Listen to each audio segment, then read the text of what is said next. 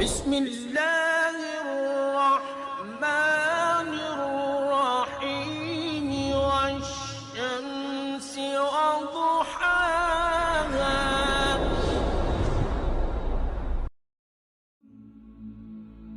Islamic hub کے معزز دوستوں، میں ہوں ماجد ملک اور آپ تمام دیکھنے اور سننے والوں کو السلام علیکم. ناظرین گرامی، سیرت النبی کے حوالے سے چلنے والی اس سیریز میں تمام ناظرین کو خوش آمدید. پچھلی ویڈیو میں سابقین الاولین کا لقب پانے والوں کا ذکر ہوا تھا. آج اس سلسلے میں جب ہمارے پیارے نبی حضرت محمد صلی اللہ علیہ وآلہ وسلم نے اپنی قوم کے لوگوں کو دعوت حق دینے کے لیے اکٹھا کیا تو اس کے بعد کیا واقعات پیش آئے ان کا ذکر کیا جائے گا. لیکن ان سب واقعات کو جاننے سے قبل چینل پر نئے آنے والے دوستوں سے گزارش ہے کہ وہ اسلامک ہب نامی یوٹیوب کے اس منفرد چینل کو سبسکرائب کرتے ہوئے ساتھ موجود گھنٹی کے بٹن کو بھی دبا دیں تاکہ ہر نئی آنے والی ویڈیو کی نوٹیفیکیشن باقاعدگی کے ساتھ آپ تک پہنچتی رہے. نیز ہماری ان کاوشوں کا صلہ ہماری ویڈیوز کو لائک کر کے ضرور دیا کیجیے. تو آئیے ناظرین چلتے ہیں موضوع کی جانب. معزز خواتین و حضرات، آپ صلی اللہ علیہ وآلہ وسلم کی امانت و دیانت کا عالم تھا کہ مکہ کے بڑے بڑے تاجر خواہش مند ہوتے تھے کہ آپ صلی اللہ علیہ وآلہ وسلم ان کے تجارتی سامان لے کر شام و یمن وغیرہ کی عالمی منڈیوں میں جائیں تاکہ آپ کے ذریعے ان کی تجارت کو فروغ حاصل ہو. نبوت و رسالت سے سرفراز ہونے کے بعد بھی مکہ کے وہ لوگ جو آپ صلی اللہ علیہ وآلہ وسلم کی دعوت اسلام کو نہیں مانتے تھے، وہ بھی آپ کے پاس اپنی امانتیں بغرض حفاظت رکھ جاتے تھے. انہیں اس بات کا اطمینان تھا کہ ان کی امانت اس امین کے علاوہ کسی اور کے ہاتھوں میں اتنی محفوظ نہیں ہے. نبی اکرم صلی اللہ علیہ وآلہ وسلم کی مکی زندگی کا دوسرا سب سے واضح عنصر آپ کا بے پناہ جذبہ صبر و استقامت، اول العزمی اور اپنے صحیح موقف پر پہاڑ کی طرح قائم رہنے کی قوت تھی. تبلیغ اسلام اور دعوت حق کے بعد مکہ کی اکثریت آپ کے خلاف تھی.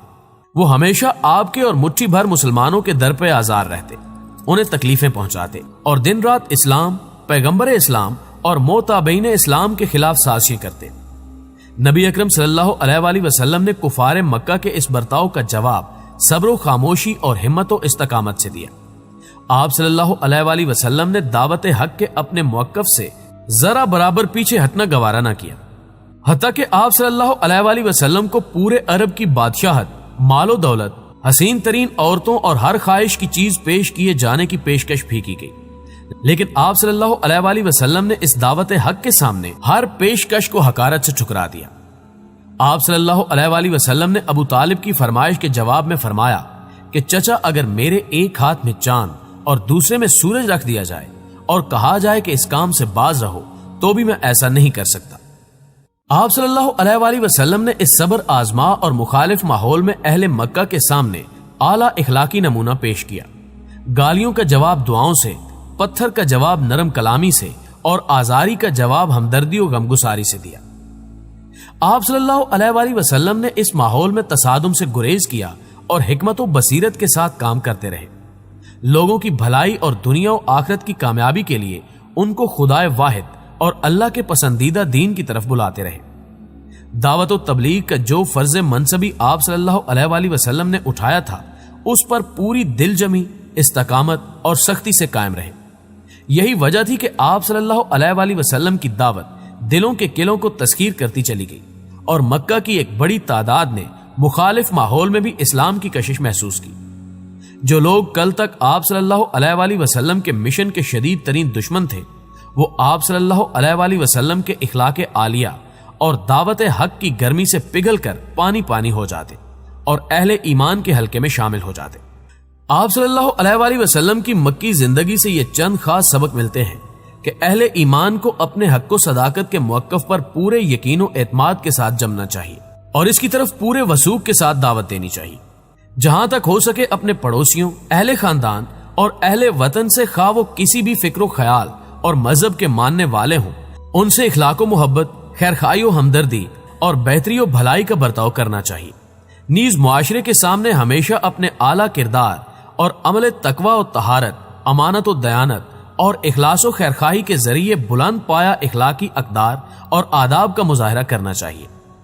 جب مومنین کی ایک جماعت اخوت اور تعاون کی بنیاد پر قائم ہو گئی جو اللہ کا پیغام پہنچانے اور اس کو اس کا مقام دلانے کا بوجھ اٹھا سکتی تھی، تو وہی نازل ہوئی اور رسول اللہ صلی اللہ علیہ وآلہ وسلم کو مکلف کیا گیا کہ اپنی قوم کو کھلم کھلا دعوت دیں اور ان کے باطل کا خوبصورتی کے ساتھ رد کریں۔ اس بارے میں سب سے پہلے اللہ تعالیٰ کا یہ قول نازل ہوا، آپ اپنے نزدیک ترین قرابت داروں کو عذاب الہی سے ڈرائیے۔ یہ سورہ شعراء کی آیت ہے اور اس سورہ میں سب سے پہلے حضرت موسیٰ علیہ السلام کا واقعہ بیان کیا گیا ہے، یعنی یہ بتایا گیا ہے کہ کس طرح حضرت موسیٰ علیہ السلام کی نبوت کا آغاز ہوا۔ پھر آخر میں انہوں نے بنی اسرائیل سمیت ہجرت کر کے فرعون اور قوم فرعون سے نجات پائی اور فرعون اور آل فرعون کو غرق کیا گیا۔ بالفاظ دیگر یہ تذکرہ ان تمام مراحل پر مشتمل ہے جن سے حضرت موسیٰ علیہ السلام فرعون اور قوم فرعون کو اللہ کے دین کی دعوت دیتے ہوئے گزرے تھے۔ جب رسول اللہ صلی اللہ علیہ وآلہ وسلم کو اپنی قوم کے اندر کھل کر تبلیغ کرنے کا حکم دیا گیا تو اس موقع پر حضرت موسیٰ علیہ السلام کے واقعے کی یہ تفصیل اس لیے بیان کر دی گئی تاکہ کھلم کھلا دعوت دینے کے بعد جس طرح کی تکذیب اور ظلم و زیادتی سے سابقہ آنے والا تھا اس کا ایک نمونہ آپ صلی اللہ علیہ وآلہ وسلم اور صحابہ کرام کے سامنے موجود رہے۔ دوسری طرف اس سورہ میں پیغمبروں کو جھٹلانے والی اقوام مثلا فرعون اور قوم فرعون کے علاوہ قوم نوح، عاد و سمود، قوم ابراہیم، قوم لوط اور اصحاب الایکہ کے انجام کا بھی ذکر ہے۔ اس کا مقصد غالباً یہ ہے کہ جو لوگ آپ صلی اللہ علیہ وآلہ وسلم کو جھٹلائیں انہیں معلوم ہو جائے کہ تکذیب پر اصرار کی صورت میں ان کا انجام کیا ہونے والا ہے اور وہ اللہ تعالیٰ کی طرف سے کس قسم کے مواخذے سے دوچار ہوں گے۔ نیز اہل ایمان کو معلوم ہو جائے کہ اچھا انجام انہی کا ہوگا، جھٹلانے والوں کا نہیں۔ معزز خواتین و حضرات، بہرحال اس آیت کے نزول کے بعد نبی اکرم صلی اللہ علیہ وآلہ وسلم نے پہلا کام یہ کیا کہ بنی ہاشم کو جمع کیا۔ ان کے ساتھ بنی مطلب بن عبد المناف کی بھی ایک جماعت تھی، کل 45 آدمی تھے۔ لیکن ابو لہب نے بات لپک لی اور بولا، دیکھو یہ تمہارے چچا اور چچیرے بھائی ہیں، بات کرو لیکن نادانی چھوڑ دو اور یہ سمجھ لو کہ تمہارا خاندان سارے عرب سے مقابلے کی تاب نہیں رکھتا اور میں سب سے زیادہ حقدار ہوں کہ تمہیں پکڑ لوں، پس تمہارے لیے تمہارے باپ کا خانوادہ ہی کافی ہے، اور اگر تم اپنی بات پر قائم رہے تو یہ بہت آسان ہوگا کہ قریش کے سارے قبائل تم پر ٹوٹ پڑیں اور بقیہ عرب بھی ان کی مدد کریں۔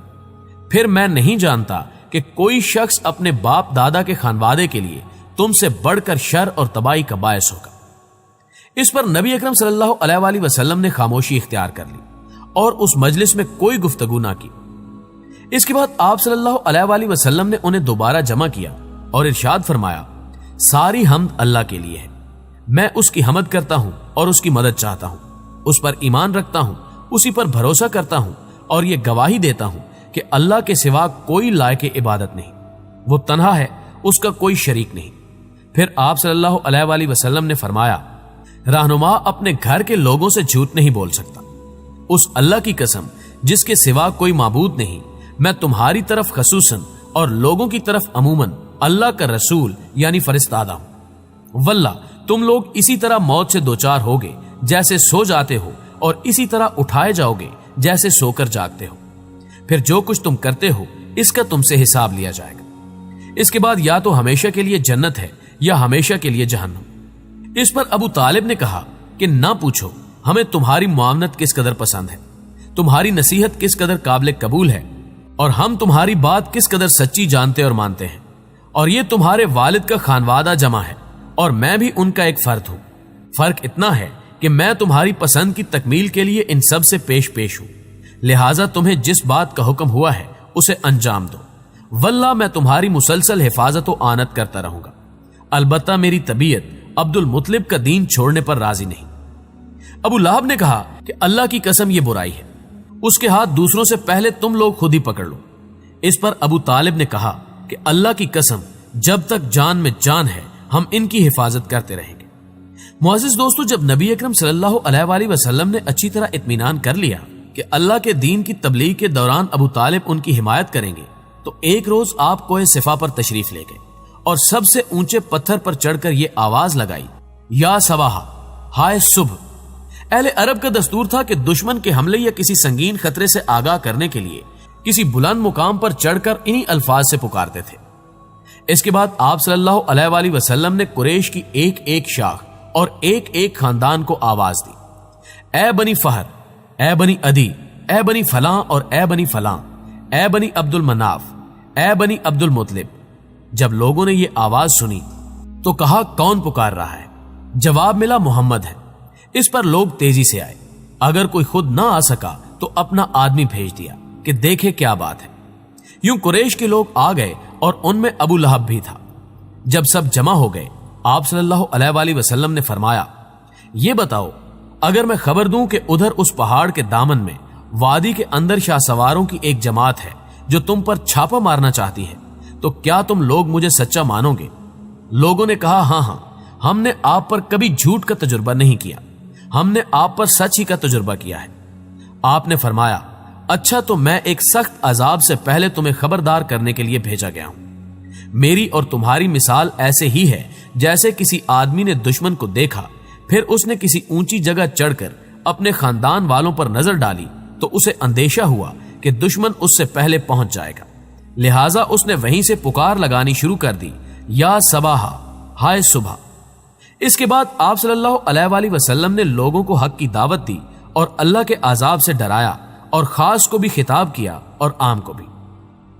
قابل صد احترام ناظرین، چنانچہ آپ صلی اللہ علیہ وآلہ وسلم نے فرمایا، قریش کے لوگوں، اپنے آپ کو اللہ سے خرید لو، جہنم سے بچا لو۔ میں تمہارے نفع نقصان کا اختیار نہیں رکھتا، نہ تمہیں اللہ سے بچانے کے لیے کچھ کام آ سکتا ہوں۔ بنو کعب بن لوی، بنو مرہ بن کعب، بنو قصی، بنو عبد المناف، بنو عبد الشمس، بنو ہاشم، بنو عبد المطلب، اپنے آپ کو جہنم سے بچا لو، کیونکہ میں تمہارے نفع و نقصان کا مالک نہیں، اور نہ تمہیں اللہ سے بچانے کے لیے کچھ کام آ سکتا ہوں۔